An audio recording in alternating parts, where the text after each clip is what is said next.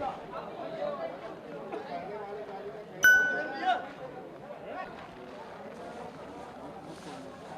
भाई इसमें डंकी लिख देना, डंकी डंकी करके इसके भी 1475 रुपये, 1450 रुपये, 1425 रुपये, 1400 रुपये, 1401, 1402, 1401 रुपये, 5 रुपये, 5 6 रुपये, 11 रुपये, 11 12 रुपये, 13 15 रुपये, 18 20 21 रुपये, 25 रुपये, 26 27 28 रुपये, 30 31 रुपये, 32 35 रुपये, 36 रुपये, 40 40 1 40 2 41 रुपये, 41 42 रुपये, 42 43 रुपये, 43 1 43 2 43 3 14 43 नंबर। दादा क्या नाम है आपका? सुरेश कुमार शाक्य। क्या करते हैं आप? मैं नीलाम उद्घोषक। नीलामी कराते हैं। कितने का गेहूं बिका है?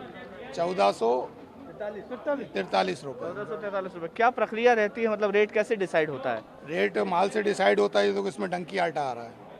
ये क्या बोलते हैं इसको? उसको आटा बोलते हैं, डंक लग जाता है तो उसको आटा आता है, उसमें कीड़ा लग जाता है। अच्छा। हाँ, तो उसका रेट कम हो जाता है। तो ये कैसे डिसाइड करते हैं कि ये कैसा गेहूं है, अच्छा गेहूं है, खराब गेहूं है? अच्छा गेहूँ ये तो क्वालिटी आती है उसकी, मील क्वालिटी भी है, डंक भी आता है, और 1544 आती है, अन्नपूर्णा आती है, मालवा आती है, हर चीज़ के रेट अलग अलग। ये मैक्सिमम कितने में अभी तक आपने नीलाम किया है आटा यहाँ पर? अभी मैक्सिमम अधिक से अधिक। हाँ, यहाँ अभी अभी तो अपना ये मान के चलो कि तुम 1700 कुछ रुपए का बिका है। अच्छा। नहीं तो यहाँ जैसे आपने बताया कि डंगी आटा है तो 1500 में बिकेगा, तो ये रेट गवर्नमेंट तय करती है कि आप लोग मिलके तय करते हैं? नहीं, गवर्नमेंट तय नहीं करती, ये व्यापारी तय करते हैं। व्यापारी मिलके तय करते हैं। मैं तो उद्घोषक हूँ, मैं बोलता हूँ। ठीक है। मैंने बोला जैसे 1500 रुपये, अगर ये 1500 रुपये सही नहीं करते हैं, ये कहते हैं नहीं भाई 1450, तो ये 1450 से सही होती है बोली। इसके बाद मैं फिर ऊपर जाता हूँ, जहाँ तक ये बोलते रहेंगे तब तक मैं वो नीलामी बोलता रहूँगा। जब व्यापारी अपना नीलाम रुक जाएंगे, इसके बाद में 1 2 3 करके उनको व्यापारी हो उसको दे देता हूँ। कई जगह किसान जो है वो कहते हैं कि एमएसपी पे क्यों नहीं खरीदा जाता माल,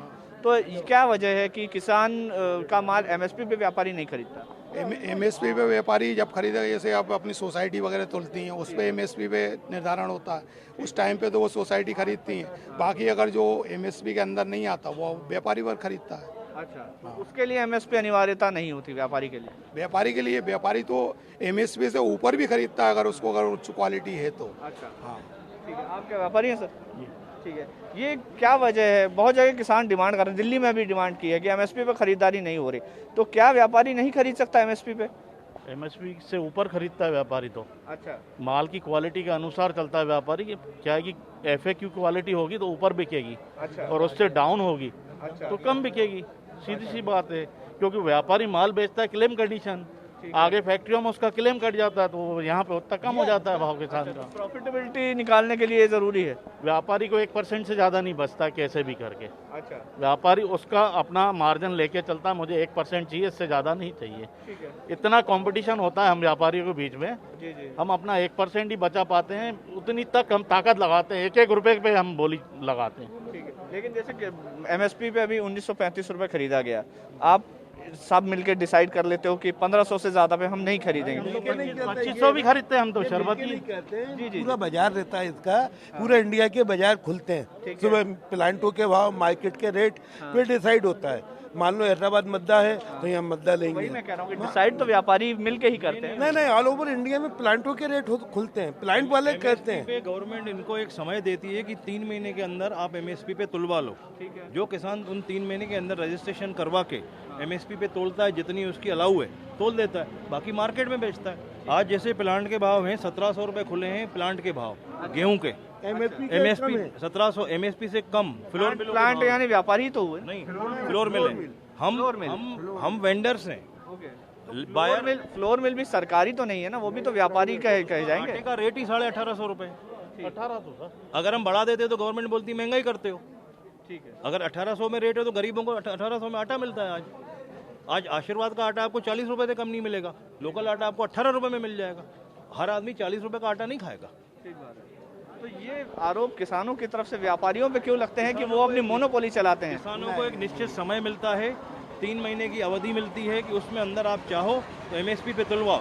कभी कभी किसान को लगता है कि बाद में रेट बढ़ेंगे, जैसे इस साल किसानों ने मक्का, उड़द, चना रोका है और उनको 2-2 हज़ार रुपए एक्स्ट्रा कुंटल मिल रहे हैं मार्केट से। ये भी हम डिसाइड नहीं करते कि बाजार क्यों बढ़े। विदेशों में फसल कम है तो आज आपका उड़द हो गई है, तुअर दाल हो गई है 100 रुपए किलो, किसान की तुअर बिक रही है 65 रुपए, सीजन में 40 रुपए बिकी थी। तो वही ये इतना अंतर क्यों आता है? इंटरनेशनल मार्केट है ना भाई साहब।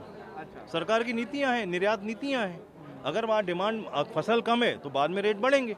उड़द और मूंग में ऐतिहासिक तेजी आई है इस बार, चने में 1800 रुपये बढ़ गए, तो 1800 रुपये बढ़े, किसान को आज बेनिफिट मिल रहा है। जिस किसान को जरूरत है चाहे सरकार के पास बेचे, अगर उसको बहुत ज़्यादा जरूरत है मार्केट में बेचे, अगर वो होल्डिंग कैपेसिटी है उसकी तो रख ले।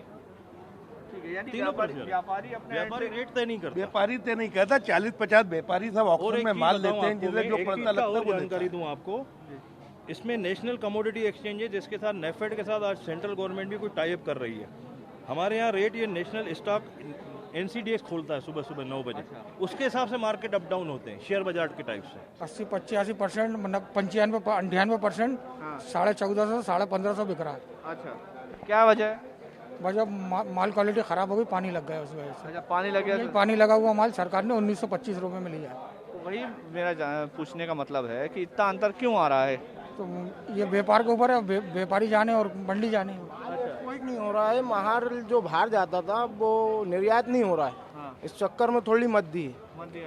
कोरोना काल के अंदर जो है ये मामला हुआ है। लेकिन सरकार अगर 1900 में खरीद सकती है तो व्यापारी 1900 में क्यों नहीं खरीद सकते?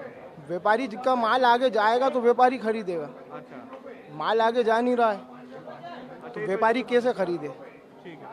क्या वजह मानते हैं क्यों कम रेट में बिकता है माल? कम रेट की वजह तो सर ये है कि आयात अगर स्टार्ट कर दे गवर्नमेंट तो हो सकता है कि रेट बढ़ जाए। बाकी गवर्नमेंट को सख्ती करना चाहिए। अगर समर्थन मूल्य तय करते हो आप तो समर्थन का उसका सख्ती करो उस हिसाब से, बिके अथवा ना बिके मंडी के अंदर। सरकार से क्या मांग करोगे? सरकार से यही मांग कि अगर समर्थन मूल्य तय कर रही है तो आप उससे सख्ती दिखाओ। ने व्यापारियों की बात भी आपको सुनाई, किसानों की बात भी आपको सुनाई। किसान यही मांग कर रहे हैं कि समर्थन मूल्य अगर निर्धारित होता है तो सरकार भी समर्थन मूल्य पे खरीदे और व्यापारी भी समर्थन मूल्य पे खरीदे। व्यापारियों का ये कहना है कि अगर वो समर्थन मूल्य पे खरीदेंगे तो आगे जब वो इस गेहूं को बेचने जाएंगे आटा मिलों को, तो आटा मिलों ने चूंकि रेट डिसाइड कर रखा है उससे ज़्यादा का वो गेहूं खरीदेंगे नहीं, तो उनके पास भी ये समस्या है कि वो उससे ज़्यादा पैसा किसानों को नहीं दे सकते। तो ये एक मैकेनिज़्म की ज़रूरत है और ये मैकेनिज़्म किस तरह से बनेगा कि किसानों को भी फ़ायदा हो, व्यापारी को भी नुकसान ना हो, और जो सिंडिकेट बना हुआ है, जो कहा जाता है बिचौलियों का जो नेक्सस बना हुआ है, वो कहीं ना कहीं टूटे और असल जिसको फ़ायदा पहुँचना चाहिए उसको फ़ायदा पहुँच सके। कैमरामैन मुकेश के साथ मकरंद काले, TV9 भारतवर्ष, भोपाल। क्या आप पर भी बरपा है जालसाजी का कहर? सपने टूटे आपके, न घर के न घाट के। क्या आप भी हुए हैं धोखाधड़ी के शिकार? भेजिए अपनी आप बीती लूटखर @tv9.com पर। देखिए रोज रात 9:30 बजे। फिक्र आपकी,